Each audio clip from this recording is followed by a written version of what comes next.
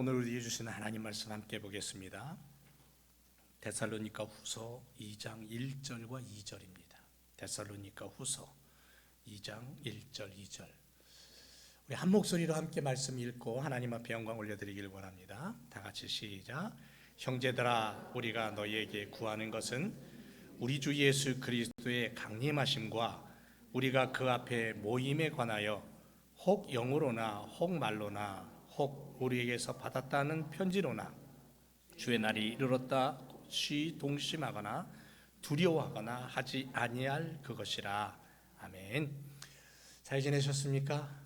주님의 이름으로 여러분들을 환영하고 우리가 함께 예배드리는 것이 얼마나 감사한지, 우리 교회 공동체가, 이 세상에 있는 모든 교회 공동체가 하나님 앞에 축복된 그러한 믿음과 예배를 드리기를 원합니다. 오늘 말씀의 제목은 다시 오실 주님을 기다리는 성도의 삶입니다. 데살로니가 후서 2장을 이제 지난주에는 이제 1장을 봤고 이제 오늘 2장을 이제 살펴보게 되는데요. 이 데살로니가 전후서 강해를 이렇게 쭉 하면서 우리가 이 시대를 살아가는 메시지임을 다시 한번 깨닫게 됩니다. 우리는 세상 말세야라는 말을 수도 없이 듣고 자랐죠. 저희 어렸을 때도 그랬고 저희 부모님 세대도 그랬고 아마 오늘을 사는 세대들도 세상 말세다라는 말을 아마 듣고 살지 않을까 싶습니다. 그런데 유독 요즘 같아서 정말 세상이 말세인 것 같아요. 그렇게 의심이 들 정도로 정말 세상이 혼탁합니다. 잘못된 종말론이 확산되고 있고 이 말세에 대한 두려움이 확산되고 있는 것을 보게 됩니다. 실질적으로 한국에서는요, 2012년에 종말이 올 거다. 그래서 히말라야로 대피하고 충북 단양 지역이 있는데 그쪽으로 피신해서 집단 거주를 하는 그러한 사례들도 있었습니다. 그런가 하면 마야인의 예언을 거론하면서 태양이 2개 뜬다는 등등 인류 멸망의 예고를 하는 일들이 있었고 사람들이 거기에 넘어지고 붙잡히는 그런 일들도 있었습니다. 이장님이라는 사람은 다미선교회를 조직하고는 1992년 10월 28일에 종말이 일어난다고 전국을, 한국 전체를 막 떠들썩하게 했던 사건이 기억이 납니다. 아마 기억하시는 분도 계실 겁니다. 그때 당시에요, 당일날 10월 28일 날 TV 생중계로 방송을 할 정도로 그냥 한국 땅에 막 들썩였던 그러한 사건이 있었습니다. 최근에는 유튜브에서 시한부 종말론을 주장하는 최모 씨는 영원한 복음이라는 채널을 통해서 각종 음모론, 반기독교적인 내용을 담은 영상을 올리고 있습니다. 2027년 9월 23일에 휴거가 있을 것이라고 주장을 하죠. 그런가 하면 이 최 씨는 2017년, 2020년에도 휴거가 있을 것이라고 주장한 바가 있어요.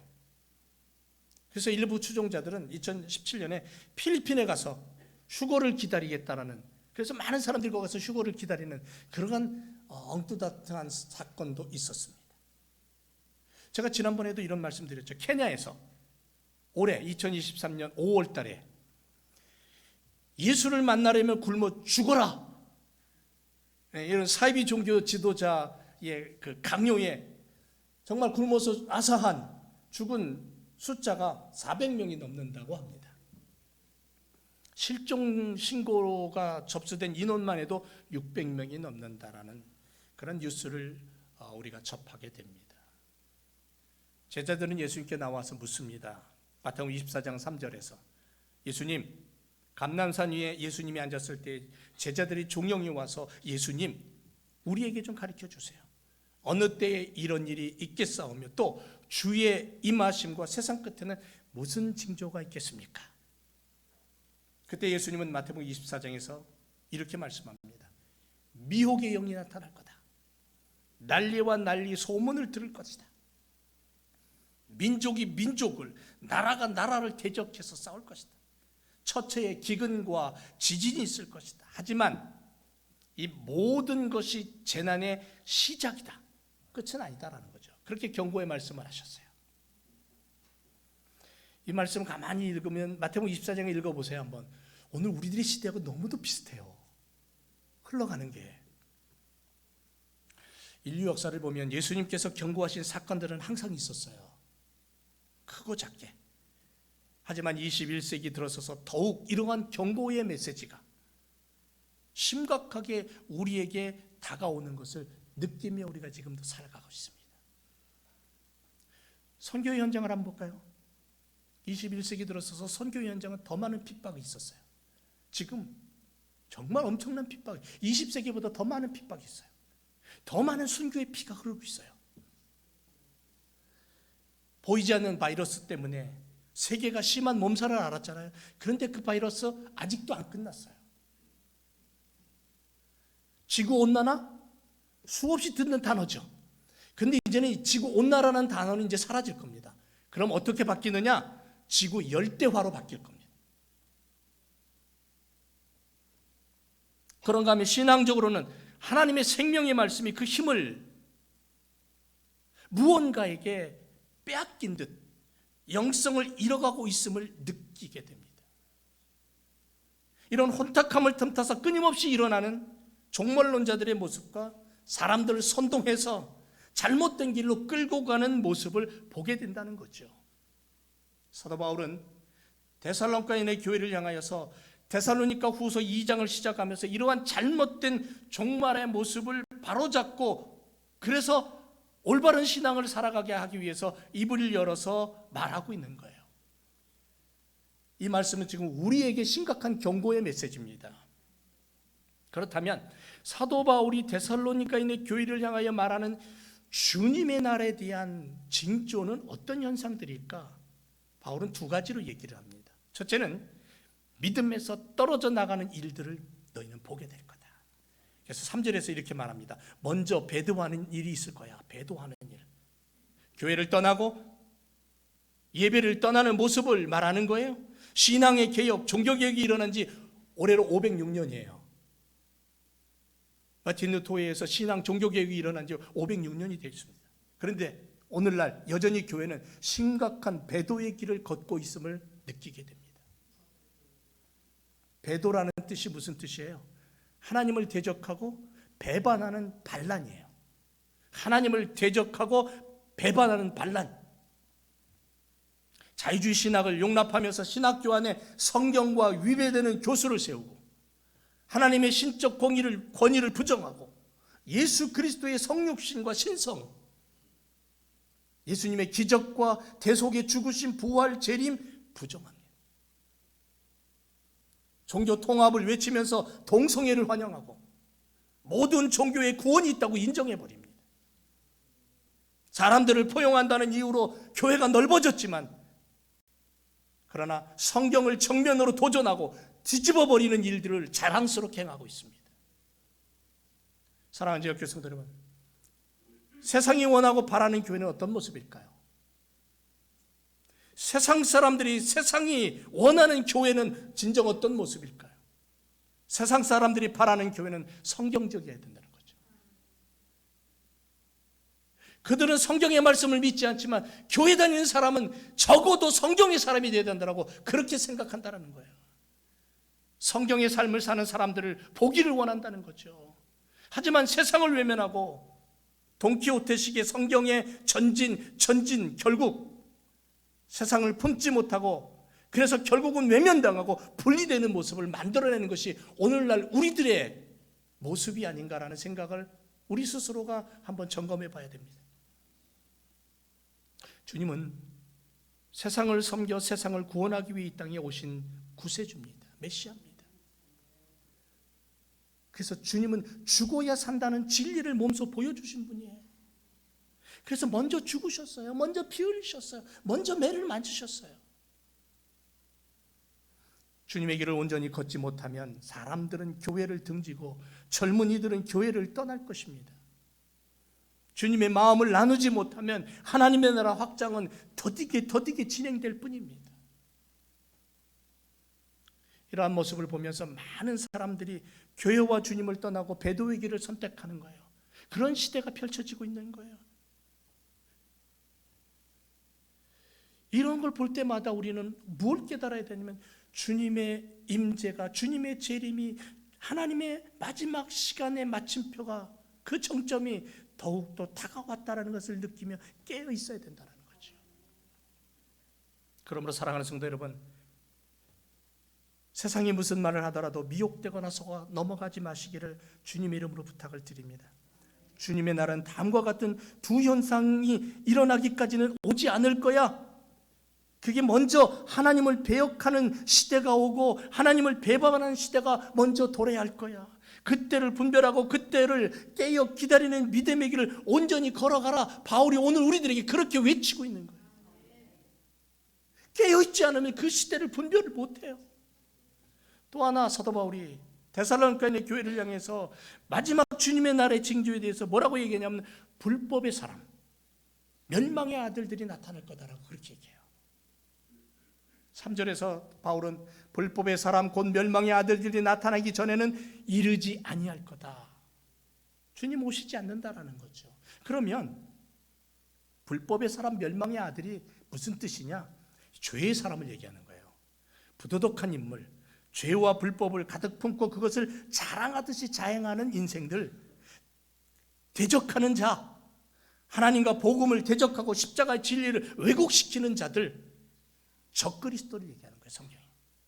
계시록 13장 6절에 뭐라고 얘기하냐면 짐승이 입을 벌려, 이 짐승이, 사탄이, 적그리스도가 입을 벌려 하나님을 향하여 회방하되, 이들이 얼마나 교활하면 하나님을 회방해요. 입을 열어서 그의 이름과 그의 장막 곧 하늘에 거하는 자들을 회방해요. 권세를 받아서 성도들과 싸워 이기게 돼요. 각 족속과 방언과 백성과 나라를 다스리는 권세를 받았다 그랬어요. 그러니 온 세상을 휘어잡을 수 있는 권세를 가지고서는 믿음의 사람들을 유혹하는 거예요. 쓰러뜨리는 거예요. 공격하는 거예요. 하나님을 회방하는 자, 하늘에 거하는 자들을 회방하는, 천사들을 회방하고. 데살로니가서 2장 4절에 보세요. 그는 신이라고 불리는 모든 것이나 예배의 대상이 되는 모든 것에 대항하고 그랬어요. 그들 위로 자기를 높이는 자인데 하나님의 성전에 앉아서 자기가 하나님이라고 주장한다 그래요. 하나님의 성전에 앉아서 하나님이라고 자기가 주장을 해요. 여러분 오늘날 이 단에 서서 자기가 하나님이라고 주장하는 자들이 얼마나 많은 줄 아세요? 바로 이 적그리스도는 성도들을 핍박하는 자이고 하나님의 성전에 하나님처럼 앉아 하나님으로 군림하고 하나님의 영광과 존귀를 가로채고 자신의 것으로 삼으려는 그러한 존재들이라는 것. 그러한 때를 보게 된다는 거예요, 우리가. 근데 우리 21세기에 그런 자들을 너무 많이 봐요. 20세기에도 있었지만요.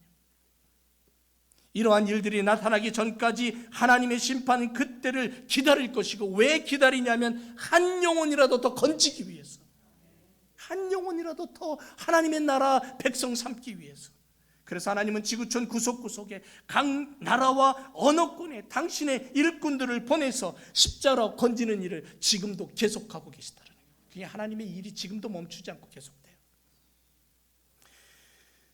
보세요. 지금 우리의 시대는 너무도 많은 거짓이 교회를 흔들고 있습니다. 혼탁하다고 말할 수 있겠죠. 영성이 보이지 않는 것 같습니다. 그래서 이제 많은 이들이 교회를 떠나고 있습니다. 이단들이 자신만만하게 간판을 걸고 포교 활동을 시작합니다. 얼마 전에 한국에 계신 분하고 통화를 했는데 이제는 당당하게 이단들이 간판 내걸고 자신들을 광고하고 선전한대요. 사랑하는 성도 여러분, 교회가 영성을 잃고 교회가 교회다움을 숨어버릴 때에 시대마다 거짓의 영들은 고개를 반드시 들었어요. 세상을 휘감았다는 거죠. 우리가 나의 시간 앞에 또다시 이러한 어둠의 세력의 휘둘림에 우리가 무장해를 당하면 안 된다는 것을 기억하고 단단한 신앙의 무장으로 각오하고 전신갑주로 무장하고 주님 오심을 기다리고 성경적인 삶, 하나님의 자녀다움의 삶으로 무장해서 전진해야 될 줄로 믿습니다. 믿음의 사람 아닙니까? 그런데 왜 우리가 그 믿음을 자꾸만 뒤로 후퇴하게 만드냐는 거죠. 이러한 주님의 때의 마지막 하나님의 시간의 초침이 정점을 찍는, 마침표를 찍는 그 움직임을 깨닫는 성도들은 사탄이 최후의 몸부림을 치며 성도들을 어떤 방법으로 미혹하려는지 깨달아야 된다는 거죠. 그래야 그들과 맞서 싸울 수 있고 그들과 맞서서 영적 전쟁에서 이길 수 있는 거잖아요.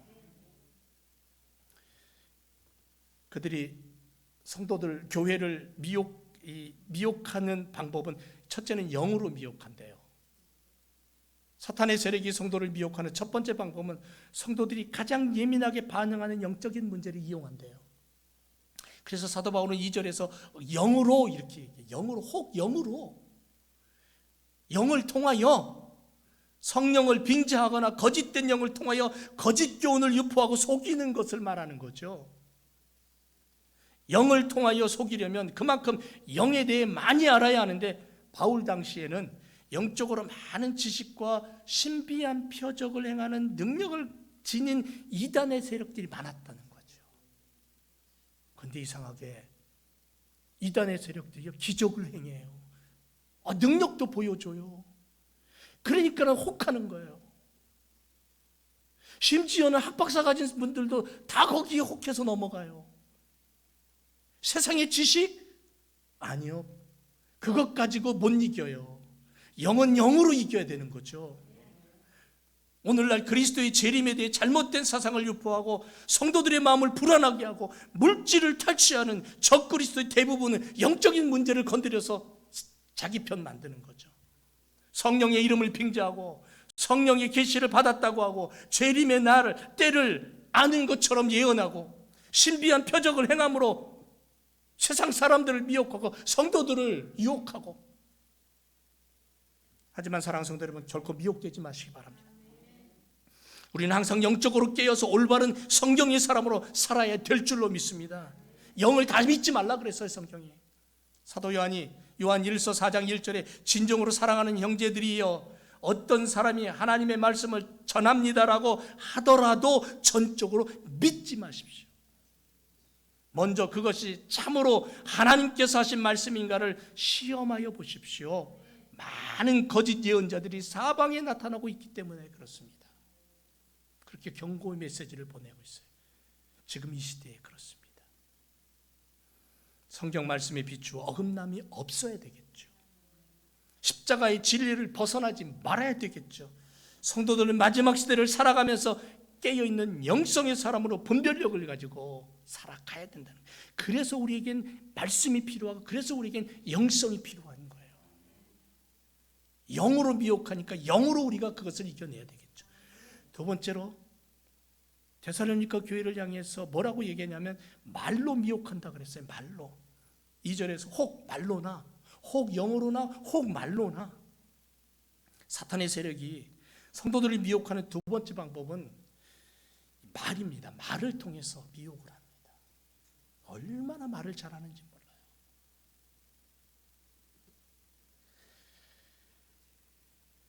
유명한 사람의 말을 방송을 타면요, 사람들이 거기에 혹하죠. 한류바람이 불면서 BTS, 슈퍼엠, 블랙핑크 같은 우리 젊은이들이 춤을 추고 노래를 부르면 전 세계 젊은이들이 완전히 뒤집어집니다. 그 공연하는 거 보셨잖아요. 완전히 뒤집어져요. 그 아이들이 나와서 방송에서 무슨 한마디 말을 하면 그 말의 영향력은 정말 대단한 거잖아요. 어둠의 영들은 이러한 말을 이용해서 성도들을 미혹합니다. 그리스도의 이름으로 혹은 그리스도가 한 말처럼 꾸며서 자신들의 거짓된 말이 진짜인 것처럼 세상에 유포하고요. 그래서 예수님은 마태복음 24장 23절에서 이렇게 말합니다.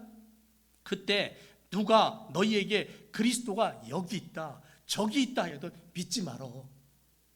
거짓 그리스도와 거짓 예언자들이 일어나서 큰 기적과 놀라운 일을 행하여 할 수만 있으면 선택한 사람들까지 속인다, 그렇게 얘기했어요.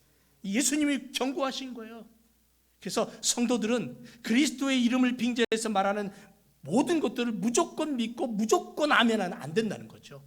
말씀과 기도로 정상적인 교회 생활을 통해서 그의 말의 진리를 분별할 줄 알아야 되고, 온전한 성경 말씀을 붙들고 예배의 삶을 통해서 하나님의 뜻을 온전히 세워가는 거예요. 그게 올바른 신앙의 모습이라는 거죠. 야, 여기서 뭐 능력이 나타난다 확 하고, 야, 저기 그냥 기적이 나타난다 확 하고, 아니요. 하나님의 말씀은 그렇게 얘기하지 않는다는 거죠. 이게 정경이잖아. 이거 올바른 하나님 말씀이잖아요. 우리가 그렇게 믿어요. 세 번째는요, 성경으로 미혹한다는 거예요. 2절 말씀에서 성경이 아니라 편지라고 얘기했죠, 바울이. 서신입니다, 서신. 바울이 데살로니가 교회의 사도의 권위로서 보낸 편지 글이에요. 이 서신은 성령 하나님께서 지시하셔서 쓰게 하신 거예요. 하나님의 뜻이 담긴, 하나님의 마음이 들어있는 편지예요. 나중에 이것이 66권의 성경 안에 포함되면서 진리의 말씀, 하나님의 말씀으로 우리에게 전달된 거예요. 바울 당시 이단들은 바울에게서 이러한 편지를 받았다, 저러한 편지를 받았다, 그렇게 속여서 그리스도의 재림이 이미 이르렀다고 주장하며 성도들을 미혹하고 있는 거예요. 그래서 바울은 동심하거나 두려워하거나 그렇게 하지 말아라, 경고하는 거예요. 오늘날도 마찬가지예요. 코로나 바이러스 이후에 너무너무 힘든 삶을 살고 있는 많은 사람들이 그 힘듦을 뭔가에 해결하기 위해서 귀가 솔깃하게 쉽게 넘어가는 거예요. 그래서 이 교회는 안 돼, 저 교회는 안 돼, 이 교회는 이제 희망이 없어, 여기로 가야 돼. 오늘날도 저 그리스도와 거짓 교사들이 성경의 내용을 오용합니다. 자의적으로 해석합니다. 그리스도의 재림에 관하여 그릇되게 가르치고 속이려고 해요. 심지어 자신이 그리스도라고 막말까지 하면서 서슴없이 하나님을 대적하는 시대에 우리가 살고 있습니다. 따라서 하나님의 올바른 말씀으로 무장하지 않으면 우리도 넘어간다는 거죠. 우리도 미혹당한다는 거예요. 그러므로 성도들은 거짓 교사들에게 미혹되지 않기 위해 늘 하나님의 말씀인 성경을 묵상하고 성령의 조명하심을 통해 성경을 바르게 해석할 줄 아는 영성의 삶을 살아가야 된다는 거예요. 사도 바울은 데살로니가 교회를 향하여 미혹의 영들이 어떻게 다가오는지를 깨닫게 하는 메시지를 보냈어요. 그리고 그것을 읽는 성도들이 정한 마음과 믿음으로 달려가는 온전한 삶, 거룩한 삶을 살기를 소망했어요. 끝으로 사랑하는 제일교회 성도 여러분, 사실 우리가 한번 생각해 보면요, 성도라는 이름을 가졌죠. 믿음의 사람이라는 이름은 가졌지만 여전히 우리도 다른 사람들과 마찬가지로 이 땅에 살아가는 연약한 자들이에요. 어리석은 인간일 뿐이에요.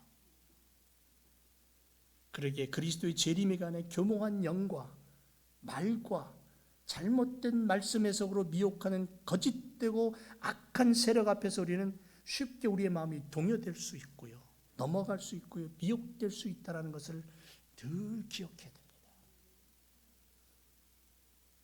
그러나 사탄이 미혹하는 방법을 알게 된 이상 우리는 지금까지 배운 구원의 도리와 구원의 확신과 재림의 진리에 굳게 서서 그들의 유혹을 이기고 승리하여 갑자기 그리스도께서 재림하실 때 모두 늘 준비된 삶, 그런 자세, 정결한 신부가 신랑을 기다리는 것처럼 세마포 입고 신부로서의 단장하고 주님을, 신랑 되신 주님을 기다리는 그러한 믿음의 삶을 우리가 온전히 살아가시길 주님의 이름으로 축원을 드립니다.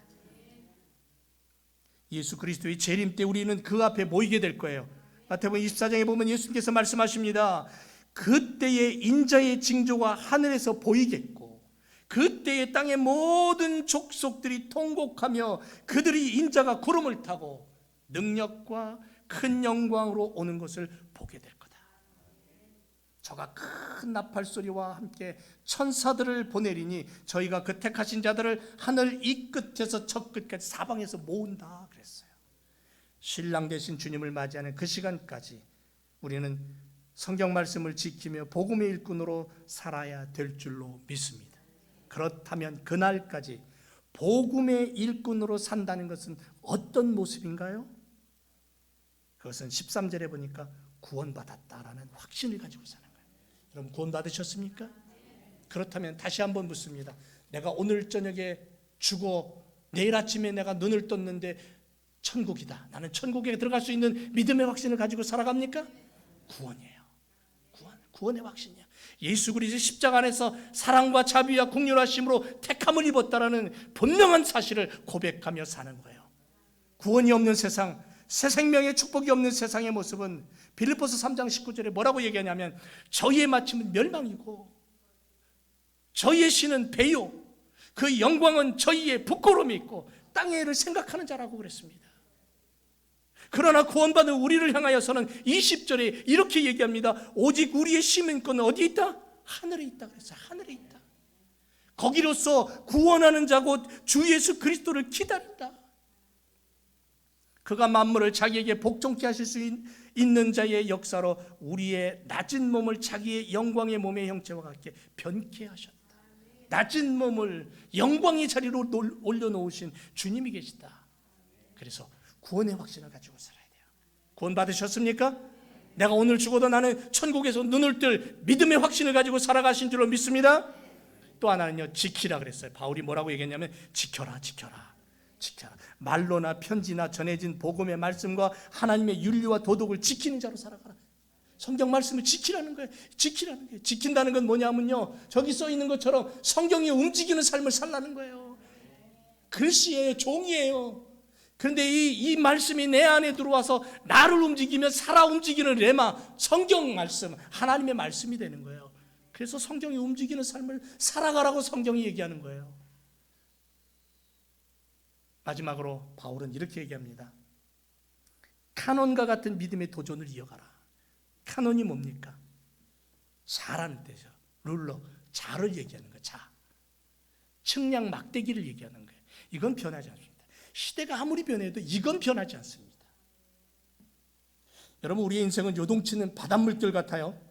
인생의 행로는 수고와 슬픔뿐이고 고생이 가득합니다. 그래서 서로 간의 위로와 격려가 필요한 시대에 살고 있어요. 팬데믹 후에 더욱 서로를 신뢰하고 더 함께 해야 될 때 아닌가요? 삶의 현실 속에서 불안하거나 낙심할 때 날마다 일마다 하나님의 위로가 절실히 필요한 시간대에 살고 있어요. 구원받은 성도들이 성경 말씀으로 움직일 때 성도들의 삶의 목표는 주님처럼 선함입니다. 주님처럼 끌어안음이에요. 주님처럼 사랑함이에요. 선한 일과 선한 말과 선한 행실로 천국 백성다움을 보여주라는 거예요. 겉옷을 원하면 속옷까지 주고, 오리를 원하면 심리까지 동행해 주고, 슬프고 어려워서 주저앉아 있는 자를 일으켜 세워줄 수 있고 보듬어 줄 수 있고 위로해 줄 수 있는 그러한 손길, 그러한 말, 그러한 눈빛이 되라는 거예요. 주님은 진리십니다. 진리는 그 어떤 풍파 속에서도 흔들리지가 않아요. 변하지 않고 바뀌지 않는 거예요.